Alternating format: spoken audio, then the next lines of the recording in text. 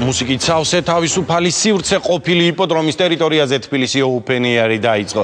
Ცოცხალი მუსიკის ფესტივალი 2 დღეს გასტანს, მასში სხვადასხვა ქვეყნიდან ჩამოსული მუსიკოსები მონაწილეობენ. ფესტივალს ბენდი ბენედიქტი ხსნის თბილისი Open Air-ში, სულ 16 ქართული და 4 უცხოური ჯგუფი მონაწილეობს. კონცერტი 1 საათის წინ დაიწყო. თეონა ცხომელიძე საუბრობს პირდაპირ ეთერში. თეონა, ხომ არ შეუძლია ხელი კონცერტისათვის უამინდობას?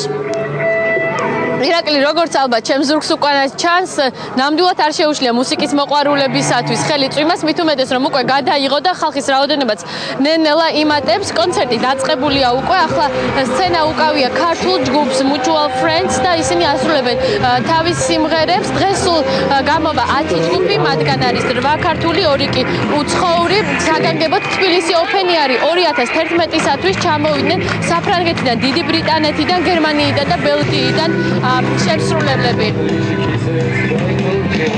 უნებული ვარ, რომ თემა გადაიღებს. ძალიან საინტერესო დღე იქნება, იმიტომ რომ ძალიან ბევრი საინტერესო ქართული ჯგუფი გამოდის. გამოდიან ჩვენი სტუმრები. მოკლედ კარგ დროს გავატარებთ. იმას ვისაც უყვარს კარგი მუსიკა და უნება, მოვიდეს.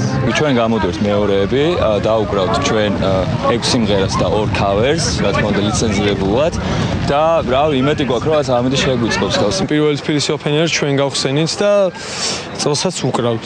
რავი, მაგარი რაღაცა არის, წელს ცოტათი ამინდი არის, ცუდი. ეხლა მეგონი გადაიღო წვიმა, მაგრამ ანუ კაია რა, ეგეთი რაც უნდა კეთდებოდეს, იმიტომ რომ ხალხი ცოტათი უნდა ერთობოდეს, მოდიოდეს და იღებდეს სიამოვნებას.